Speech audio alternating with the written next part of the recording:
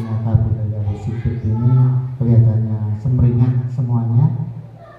Ya semoga kita bisa mengikuti aksi-aksi yang berikutnya, karena aksi-aksinya ini akan terus dijalankan. Tidak lupa marilah kita panjatkan puji syukur kepada Allah Subhanahu wa taala karena hari ini saudaranya bahagia. Semoga kebahagiaan ini dapat tercurahkan kepada anak-anak kita juga bahagia. Oleh sebab itu marilah kita syukuri dengan kalimat syukur alhamdulillahirobbilalamin. Ibu yang saya hormati, karena kita ini mulai ada teman kita yang sudah masuk ke guru penggerak yang adalah guru yang nanti akan menjadi tumpuan bagi bangsa Indonesia untuk lebih ke depan, lebih maju. Harapan kami ibu guru semuanya mengikuti jalur-jalur guru penggerak, karena apapun guru penggerak adalah guru yang dapat dicontoh ke depannya. Terbukti dengan aksi-aksinya yang sudah dilaksanakan kelihatannya sangat positif sekali. Monggo Bapak Ibu, mulai ada pendaftaran guru penggerak, kita ikuti. SIM PKB-nya sering dibuka supaya kita tidak ketinggalan artinya dalam proses pembelajaran. Demikian saja Bapak Ibu, hanya dorongan sedikit memberi motivasi kepada Bapak Ibu untuk menjadi guru penggerak. Toh nantinya yang menggantikan saya dan teman-teman yang menjadi paling enggak temanmu yang dianggap di depan itu harus diganti dengan generasi berikutnya. Itu aja, kalau tidak guru penggerak tidak mungkin bisa mengikuti karena sesuai dengan aturan yang baru. Demikian Bapak Ibu, sebagai orang yang didoakan, kurang lebihnya mohon maaf. Assalamualaikum warahmatullahi wabarakatuh.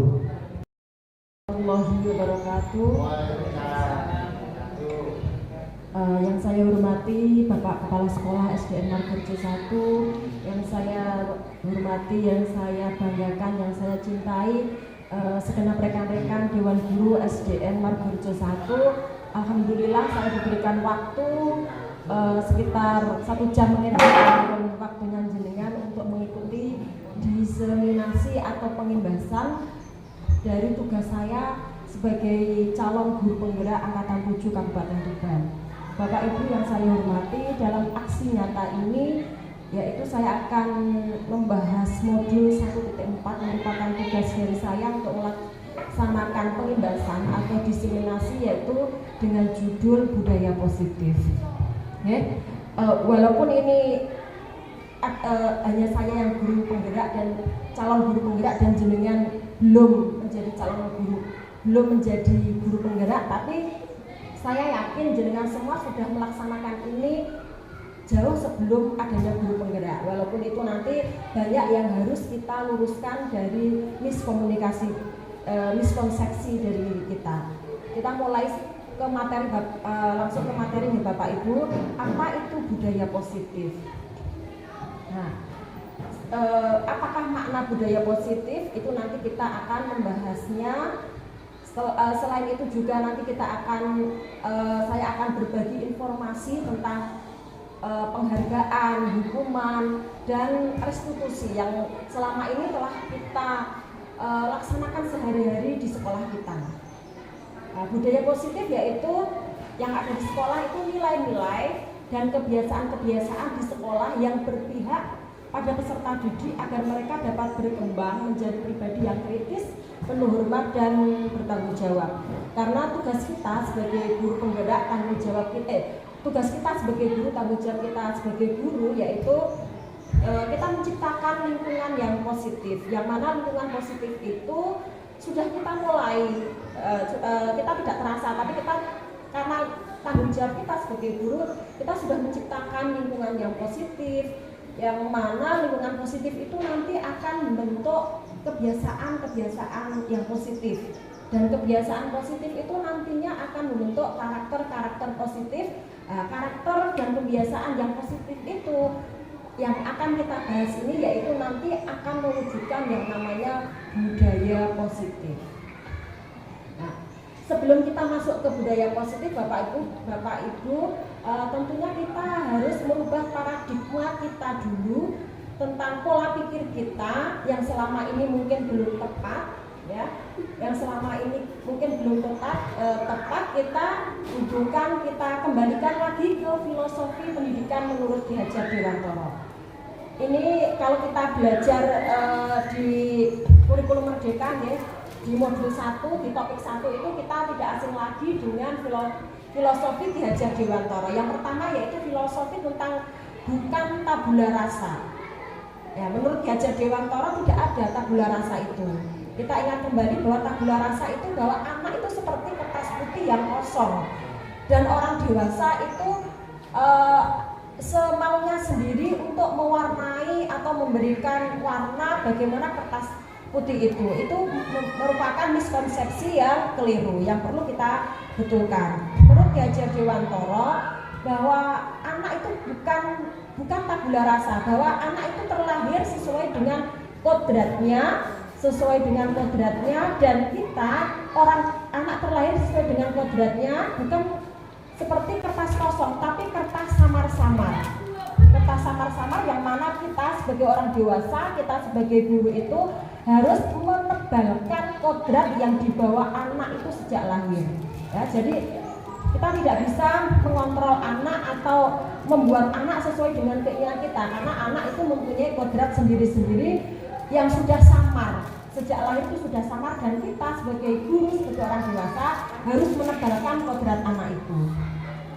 Filosofi Ki Hajar masing-masing atau unik, nah ini hubungannya dengan kodrat yang tadi. Yang kedua adalah budi pekerti. Di sini guru kita harus menuntut budi pekerti anak atau karakter atau watak dan tingkah laku anak.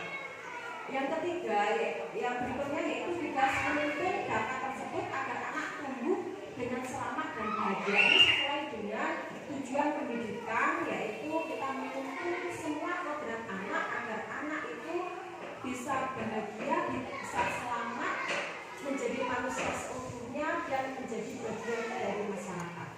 Yang kedua, bahwa menurut filosofi Ki Hajar Dewantara, guru itu Dewantara yang kedua yaitu semua anak terlahir dengan bakatnya masing-masing atau unik. Nah, ini hubungannya dengan kodrat yang tadi.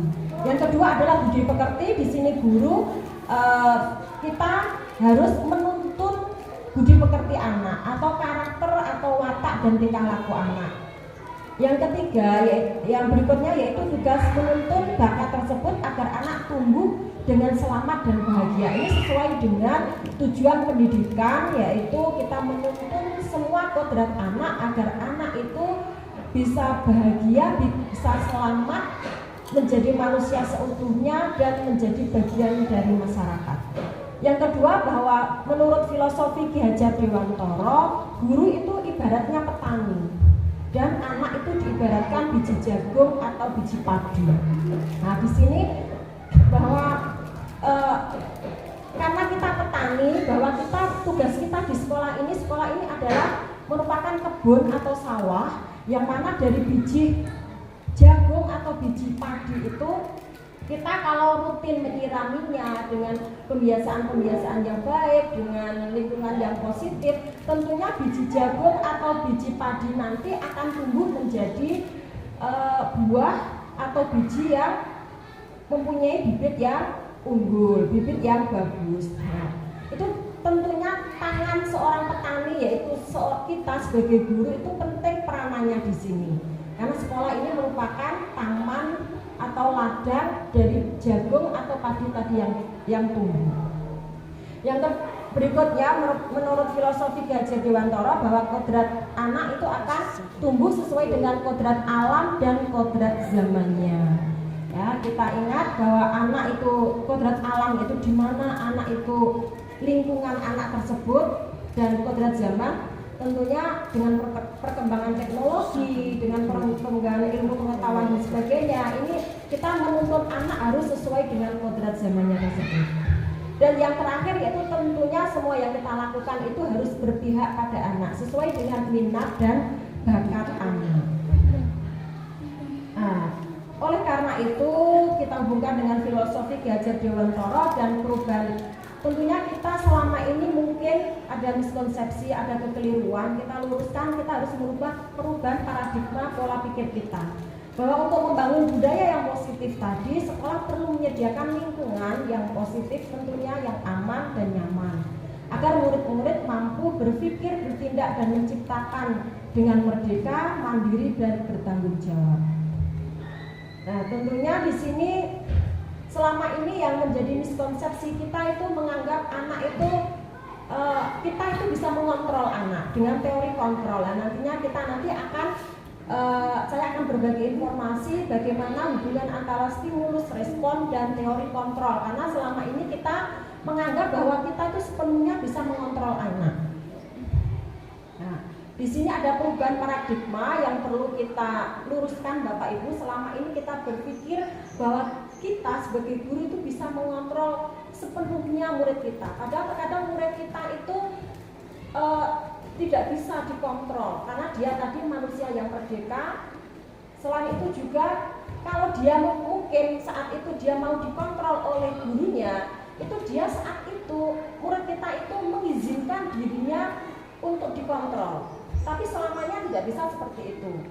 Yang kedua, bahwa kritik, selama ini kita menganggap bahwa kritik dan membuat orang ketika kita menghukum anak atau memarahi anak, kita menganggap bahwa dengan kritik kita, dengan marahan kita, atau dengan membuat anak merasa bersalah itu bisa menguatkan karakter.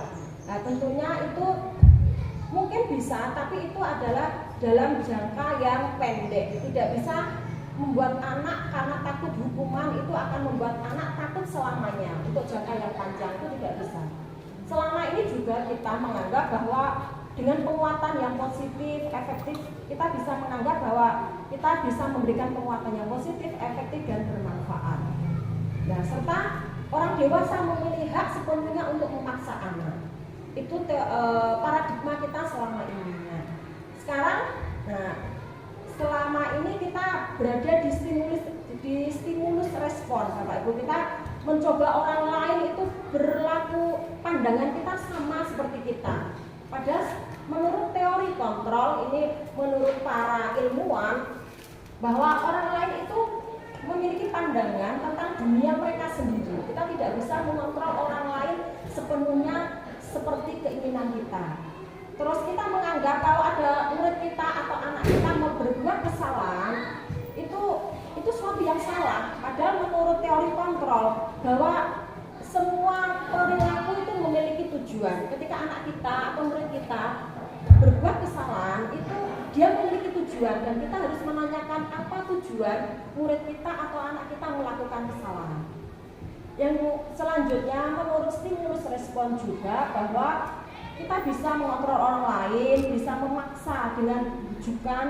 Nah, seperti itulah menurut teori kontrol bahwa perilaku tersebut itu bisa menciptakan perilaku-perilaku baru, dan kita bisa berpikir menang atau kalah. Ketika kita menyalahkan orang lain, itu kita menganggap bahwa kita itu menang saat itu. Berikutnya, untuk menciptakan yang lingkungan yang disiplin, yang positif tadi, kita akan mengenal istilah disiplin. Selama ini kita menganggap bahwa disiplin itu apa, Bapak Ibu? Yaitu tertib. Ketika anak berlaku tertib, terus sesuai dengan teratur, kepatuhan terhadap peraturan, itu kita menganggapnya sebagai dia itu seorang yang disiplin. Terus dia patuh, sering dihubungkan dengan hukuman. Selama ini kita berpikir seperti itu ya. Nah, ternyata kalau kita melihat teori motivasi perilaku manusia ketika anak kita melakukan kesalahan, itu teori motivasinya ada 3. Pertama, dia itu takut pada hukuman, atau dia menghindari ketika anak misalkan berangkat pagi, takut karena dihukum oleh gurunya. atau takut karena ketidaknyamanan ditegur oleh gurunya. Nah, motivasi seperti ini itu merupakan motivasi eksternal karena pertama dia hanya melakukan itu, dia berangkat pagi hanya karena dia takut pada hukuman. Teori yang kedua, motivasi yang kedua yaitu untuk mendapatkan imbalan atau dari orang lain atau dari institusi. Kalau anak kita berbuat baik, anak kita melakukan sesuatu yang luar biasa, dia hanya mengharapkan penghargaan atau mengharapkan imbalan. Itu juga motivasi eksternal. Nah, dua dari motivasi ini, yaitu motivasi eksternal itu nantinya itu hanya berjalan jangka pendek. Yang kita harapkan anak mempunyai motivasi yang ketiga, yaitu motivasi dia melakukan segala sesuatu untuk menghargai diri sendiri sehingga dia menjadi insan sesuai dengan harapan kita. Nah, ini merupakan motivasi internal, yaitu yang tumbuh dari dalam dirinya sendiri karena dia melakukan itu mempunyai tujuan disiplin yang positif. Berikutnya Bapak Ibu, di sini akan saya perkenalkan yang namanya keyakinan kelas, hubungannya dengan hukuman dan penghargaan. Selama ini kalau anak-anak kita, murid kita itu melakukan sesuatu karena dia takut melanggar, takut dihukum seperti itu. Seperti kita kalau seperti kita memakai helm ketika berjalan raya itu karena kita takut sama polisi. Selama itu motivasinya seperti itu. Atau seperti saat kita menggunakan masker atau melakukan 3M, peraturan 3M itu karena kita takut tidak boleh masuk ke sebuah institusi atau lembaga atau kantor. Ketika kita datang ke sekolah tepat waktu karena kita takut pada peraturan. Selama ini kita melakukan seperti itu. Nah, sekarang kita perkenankan yang namanya keyakinan kelas. Nah, keyakinan kelas itu apa? Yaitu nilai-nilai kebajikan atau prinsip-prinsip universal yang disepakati bersama secara universal. Nah, lepas dari latar belakang suku, negara, bahasa maupun agamanya. Jadi kita melakukan keyakinan kelas itu nantinya bersumber dari faktor internal karena kebutuhan dan karena tujuannya. Ini menurut dosen ya, suatu keyakinan itu akan lebih karena motivasi intrinsik tadi. Bagaimana membentuk keyakinan kelas? Ini kelas 6 kemarin sudah saya ajak untuk kita bersama-sama, apalagi kelas 6 ini Bapak Ibu, saya untuk membentuk disiplin yang positif itu sangat berat karena kelas 6 itu masa-masa puber yang mana emosionalnya itu sangat tinggi sehingga dia sering melakukan tindakan atau melakukan perilaku yang melanggar keyakinan kelas itu sering ya. Jadi dalam membentuk keyakinan kelas itu kita membentuknya dengan cara yaitu jejak curah pendapat. Jadi masing-masing anak bagaimana untuk mencapai tujuan itu tujuan kelas kita bisa menjadi kelas yang positif itu dia melakukan curah pendapat. Jadi nanti kita rangkum curah pendapatnya. Ini seperti ini yang sudah kita ini keyakinan kelas 6 yang disepakati kemarin. Nah, keyakinan kelas itu sifatnya abstrak daripada peraturan yang lebih rinci dan lebih konkret. Nah, di sini ada peraturan kelas, ada juga keyakinan kelas. Ya, bedanya kalau keyakinan kelas itu sifatnya lebih abstrak dan lebih konkret seperti itu. Terus keyakinan kelas itu berupa pernyataan yang universal atau kebajikan universal, kebaikan universal. Nah, terus berikutnya keyakinan kelas itu dibuat dalam bentuk yang positif, tidak terlalu banyak. Terus semua warga kelas itu berkontribusi. Jadi kemarin anak-anak itu curah pendapat setelah menggunakan Google Jamboard. Jadi mereka menggunakan mengusulkan idenya menggunakan Google Jamboard. Nanti saya tanyakan. Bisa juga kita curah pendapatnya pakai sticky note misalnya, itu juga bisa. Terus keyakinan kelas ini juga tidak permanen, bisa kita tinjau dari waktu ke waktu. Nah, sekarang ini bedanya apa itu peraturan dan apa itu keyakinan. Nah, misalkan contohnya, kalau peraturan itu selalu mengembalikan buku ke tempatnya. Kalau keyakinan kelas yaitu kita menuju merujuk kepada kebajikan yang dituju atau kebaikan yang dituju. Di sini kalau mengembalikan buku ke tempatnya, maka itu kita harus kebajikannya yaitu nilai tanggung jawab. Terus misalnya dilarang mengganggu orang lain.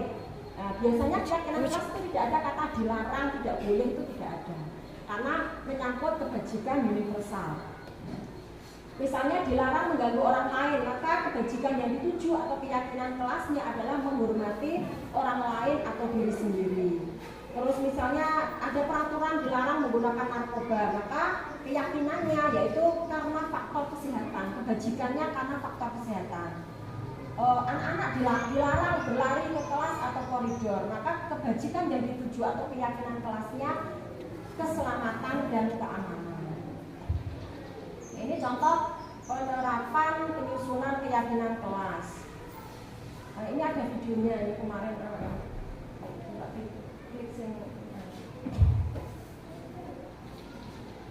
ini curah pendapat.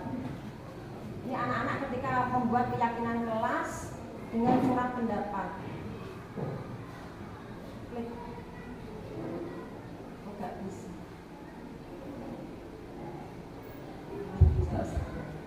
Ya soalnya presentasi nggak bisa. Ini kita lanjut ya Bapak Ibu, karena waktunya listriknya mau mati.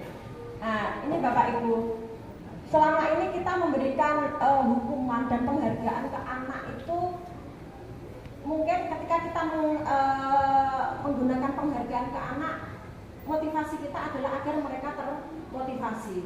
Tapi menurut ilmu yang saya dapatkan dari guru penggerak, dan itu menurut psikolog juga, bahwa penghargaan itu banyak tidak manfaatnya. Karena apa manfaatnya hanya untuk memotivasi, tapi menurut ilmu psikologi itu banyak sisi yang negatifnya. Contohnya seperti ini, bahwa penghargaan itu hanya berpengaruh pada jangka pendek saja. Ketika kita memberikan sesuatu ke anak karena penghargaan, maka anak itu hanya menilai dia melakukan perilaku itu hanya mengharapkan penghargaan saja. Itu hanya membuat pengaruh jangka pendek. Setelah itu juga penghargaan itu bisa menghukum, yaitu menghukum misalkan kita memberikan penghargaan ke peringkat 1, maka peringkat 2 atau yang tidak dapat sekalipun itu akan merasa terhukum dirinya. Maka itu Pak Nyun Sewu Pak, kemarin kelas 6 itu tidak saya berikan peringkat 1, 2, 3, tapi saya berikan semua anak itu mendapatkan walaupun bukunya hanya satu-satu. Gitu. Karena menggunakan prinsip budaya positif yang ini. Selain itu penghargaan mengurangi ketepatan, ya seperti hubungannya dengan tadi bahwa tidak tepat ketika niatan kita itu dianggap sebagian anak, sebagian besar anak. Ketika kita memberikan penghargaan hanya ketiga anak, yang kita korbankan adalah 27 anak. Terus penghargaan juga tidak efektif, juga penghargaan merusak hubungan. Memang penghargaan itu bisa menimbulkan motivasi untuk anak tertentu, tapi di dalam karena penghargaan itu bisa membuat persaingan, dan persaingan itu akan menimbulkan kecemasan. Dan yang merasa cemas itu justru lebih banyak anak daripada yang merasa termotivasi. Misalkan kita memberikan peringkat 1 sampai 3, kita menghargai 3 orang itu, tapi yang 27 anak kalau menurut kita 30 itu dia merasa cemas karena takut sama orang tuanya, kenapa kamu nggak dapat hadiah sedangkan teman kamu dapat. Itu jadi penghargaan itu bisa merusak hubungan, karena penghargaan itu bisa menimbulkan kecemasan tadi, bisa menimbulkan persaingan, dan persaingan itu justru menimbulkan kecemasan. Nah, terus ini Bapak Ibu contohnya tindakan guru yang kita nilai apakah itu sebagai hukuman atau sebagai sebagai konsekuensi. Kalau konsekuensi itu mengarah ke dia bertanggung jawab. Contohnya mencatat 100 kali di dalam buku kalimat ketika anak melanggar. Misalkan kita menyuruh dia, saya tidak akan terlambat sampai 100 kali. Lah itu merupakan hukuman atau konsekuensi kira-kira? Hukuman atau konsekuensi? Hukuman. Itu merupakan hukuman. Ya, itu merupakan hukuman. Terus lari mengelilingi lapangan basket, mulai diminta push up 15 kali, mengganti kertas. Nah, ini kita Bapak Ibu ya, ini jawabannya. Ketika kita anak berbuat salah terus kita melakukan ini, tindakan guru seperti ini, tidak akan terlambat lagi sampai 100 kali atau berhalaman-halaman, itu merupakan hukuman. Terus kalau lari mengelilingi lapangan basket 2 kali karena terlambat, itu juga hukuman. Anak diminta push up, itu juga hukuman. Terus mengganti kertas tugas teman yang telah dicoret-coret. Ketika ada, misalkan Irfan mencoret-coret kertas temannya, terus dia menggantinya, itu bukan hukuman, tapi itu adalah konsekuensi, yaitu yang harus dia pertanggungjawabkan. Nah, bedanya di sini. Terus membersihkan tumpahan air di meja tulis karena tersenggol pada saat belajar, ini juga konsekuensi. Jadi dia mengarah ke pertanggungjawaban atas perilaku yang dilaksanakan. Terus ada lagi hukuman itu, murid disuruh mengenakan sepatu seharian di sekolah karena tidak menggunakan sepatu hitam. Nanti Sugino juga tidak pakai sepatu, ini juga hukuman ya. Tapi ini konsekuensi. Kalau misalnya pada pelajaran PJOK anak terlambat 10 menit terus disuruh mengelilingi lapangan karena ini pelajarannya PJOK. Kalau tapi pelajarannya tidak PJOK, ini masuk ke hukuman. Ini konsekuensi. Nah, perbedaan hukuman dan konsekuensi seperti ini Bapak Ibu, bahwa kalau hukuman itu karena paksaan, kalau konsekuensi itu ada stimulus tanggapan. Intinya konsekuensi itu ada arah ke perilaku, dia harus bertanggung jawab atas perilaku yang telah dilaksanakannya. Konsekuensi itu tidak menghilangkan hak. Tapi kalau hukuman, maka anak itu akan merasa bersalah, terus dia juga akan marah, merasa dipermalukan seperti itu. Nah, Bapak Ibu, ketika anak kita melakukan perilaku yang menyimpang, maka dia itu mempunyai kebutuhan dasar. Dan kita harus tahu alasan dia melakukan itu karena apa, yaitu karena kebutuhan dasar manusianya. Kebutuhan dasar ini yaitu kebebasan, kesenangan, cinta kasih, dan penguasaan. Ini lebih jelasnya, ini contohnya. Misalkan ada guru kelas 5 sedang bingung menghadapi pula salah satu murid di kelasnya, Agus misalnya. Nah, beberapa anak telah datang mengeluh, Agus sering kali minta bekal kepada anak makan siang temannya, seperti itulah. Menghadapi situasi seperti ini, Bu Ani itu harus melakukan apa? Nah ini, Bu Ani harus memvalidasi tindakan Agus tadi. Jika jawaban Agus bahwa ia itu lapar dan orang tua tidak membawakan bekal, berarti tujuan Agus melakukan itu adalah karena kebutuhannya untuk bertahan hidup. Dia tidak dibawani bekal. Terus yang kedua, misalkan jawabannya Agus itu senang temannya jadi perhatian dia, dia minta bekal ke anak, itu Agus akan senang. Nah itu berarti Agus itu caper, butuh perhatian. Terus kalau jawabannya Agus itu merasa dia hebat karena bisa mengganggu temannya bisa takut, terus bisa menuruti keinginannya, maka kebutuhannya Agus itu adalah penguasaan. Terus apabila jawabannya Agus itu dia merasa bosan dengan bekal yang dia bawa, terus itu berarti kebutuhannya adalah kebebasan, dia ingin sesuatu yang baru lagi.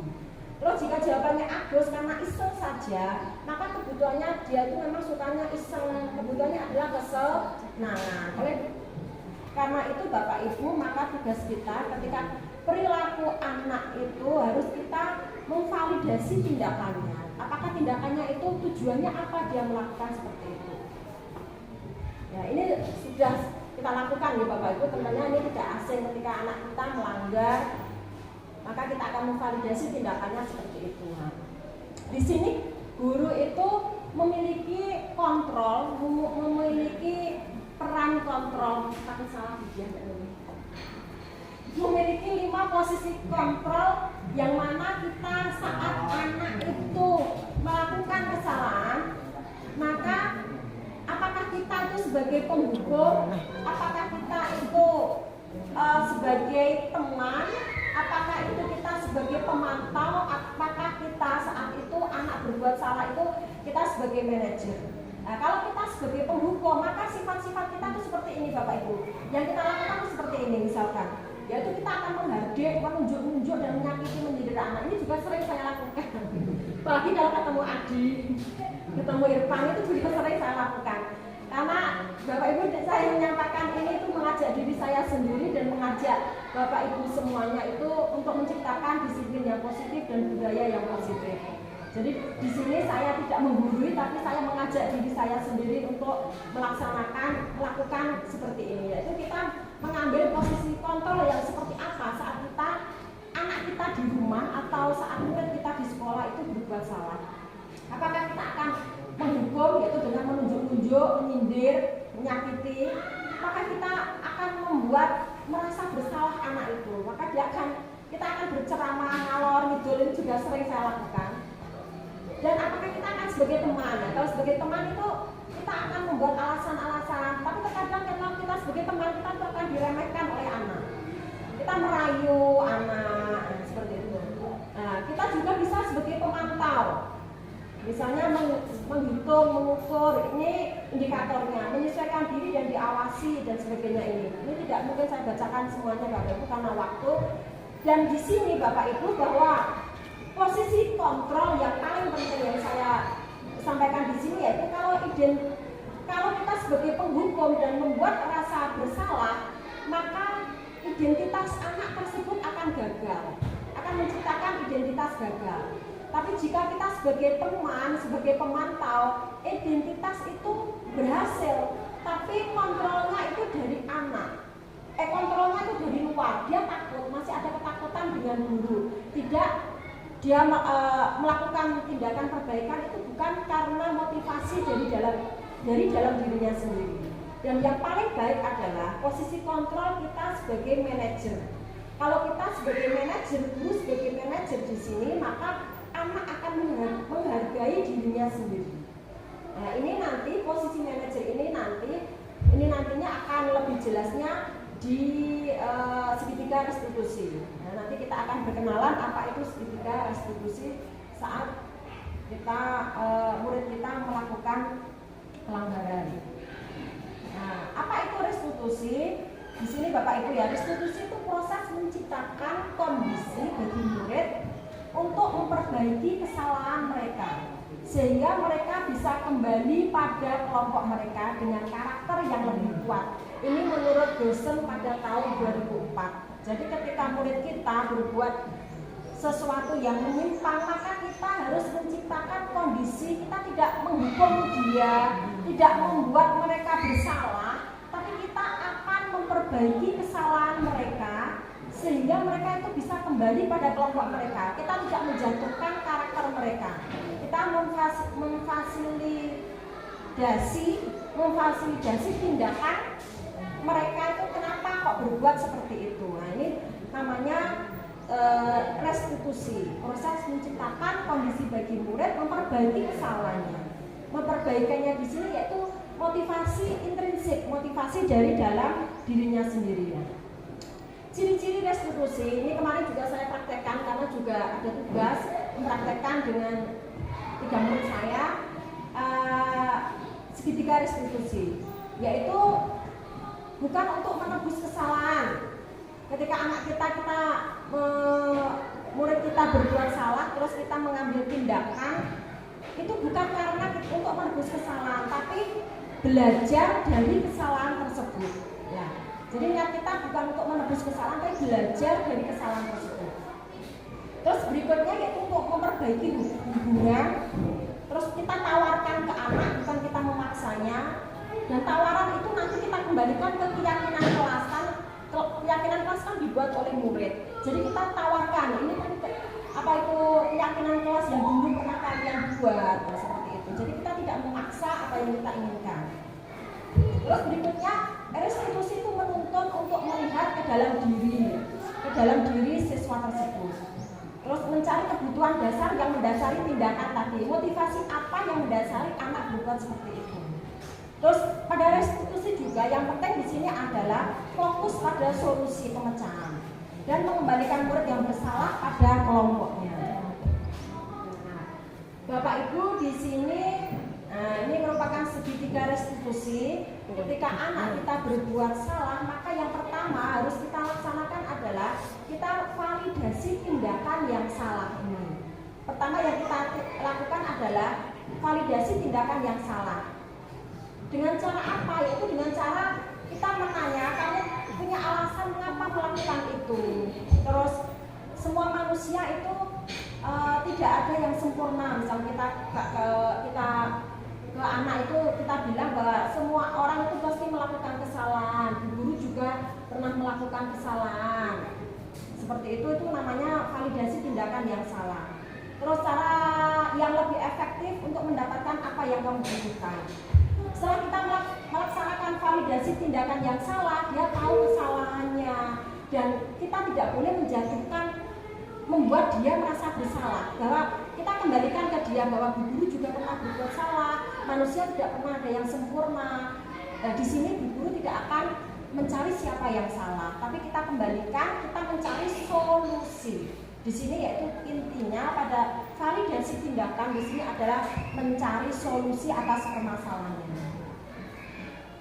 Kedua, dari segitiga restitusi yang pertama yaitu validasi tindakan yang salah, yang kedua adalah menstabilkan identitas. Nah, di sini juga kita sampaikan setiap orang itu pernah melakukan kesalahan.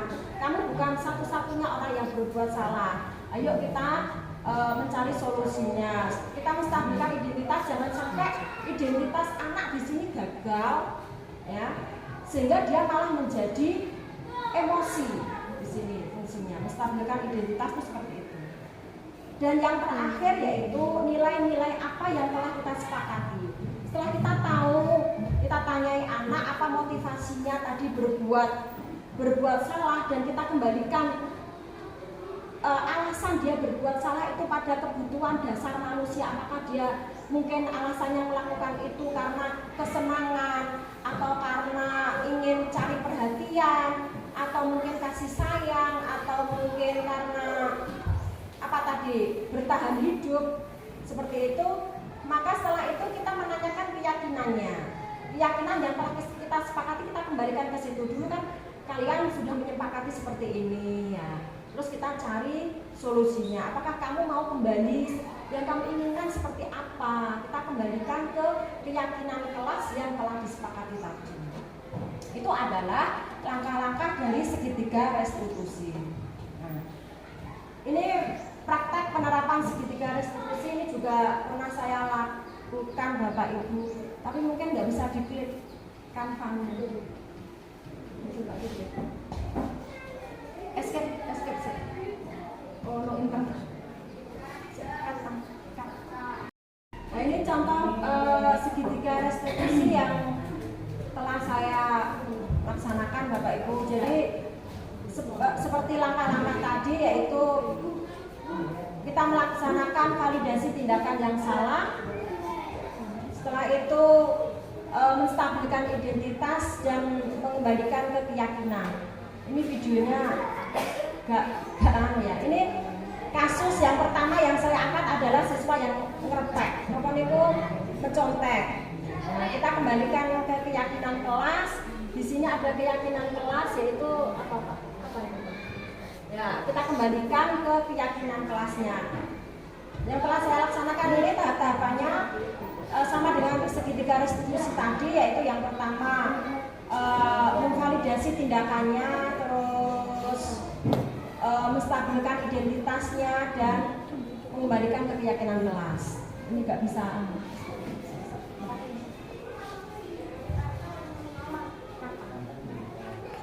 Aksi nyata budaya positif yang telah saya sampaikan. Di sini saya berbagi informasi.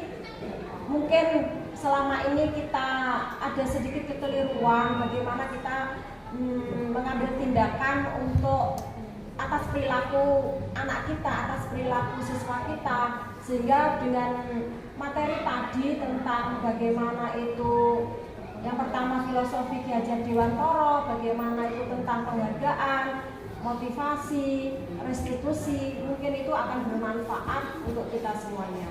Sehingga harapannya yaitu di sekolah ini semoga terbentuk sebuah lingkungan yang positif dengan karakter-karakter pembiasaan-pembiasaan yang positif, dengan karakter-karakter yang positif, sehingga akan tercipta budaya yang positif. Nah, itu Bapak Ibu yang dapat saya sampaikan. Semoga materi yang saya sampaikan ini bermanfaat untuk sekolah kita, untuk pendidikan di SDN Margorejo ini ke depannya. Dari saya cukup, mohon maaf jika ada kesalahan. Wassalamualaikum warahmatullahi wabarakatuh. Waalaikumsalam warahmatullahi wabarakatuh.